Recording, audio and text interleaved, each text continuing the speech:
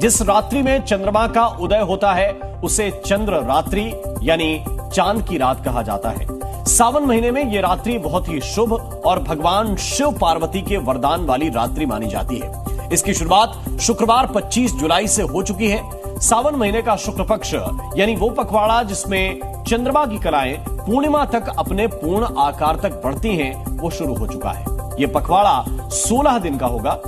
इन दिनों में भगवान शिव और चंद्रमा के मिलन का क्या महत्व है, क्या पौराणिक गाथाएं हैं और इस दौरान कौन कौन सी पावन तिथियां होती हैं जिनके व्रत और ध्यान से भगवान शिव की कृपा दृष्टि सहज ही प्राप्त हो जाती है। समझिए आज की हमारी स्पेशल रिपोर्ट से।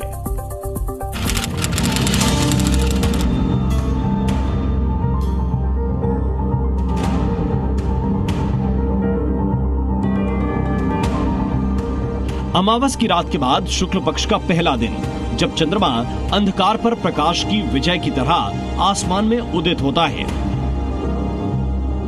प्रथम दिन का चंद्रमा सूर्यास्त के फौरन बाद उदित होता है। हालांकि प्रदूषित आसमान में आसानी से नहीं दिखाई देता, लेकिन हमारी पूरी धरती पर ये अर्ध चंद्र रूप बेहद प्रभावकारी माना जाता है। चंद्रमा शुक्ल पक्ष भगवान भोलेनाथ की कृपा तीनों एक में समाहित होकर के हम सबको प्राप्त होती है, हम सबको मिलती है।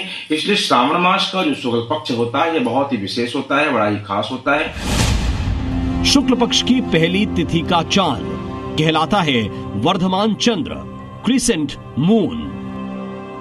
अमावस के अगले दिन दिखने वाली ये चंद्रमा की 16 में से पहली कला होती है, जिसे सनातन के ज्योतिष में पूर्णता और आनंद का कारक माना जाता है।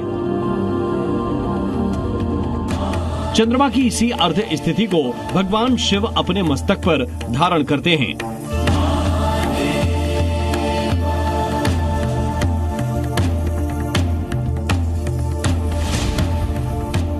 शिव के मस्तक पर अर्धचंद्र सृष्टि के साथ समय का प्रतीक, समय पर शिव का नियंत्रण, कष्ट हरे सावन में इनका ध्यान। वैदिक और ज्योतिष की गणनाओं के मुताबिक सावन की अमावस्या के बाद जैसे जैसे चंद्रमा का आकार पूर्णता की ओर बढ़ता है, वैसे वैसे भगवान शिव की आंतरिक प्रसन्नता बढ़ती है। अब यहाँ समझ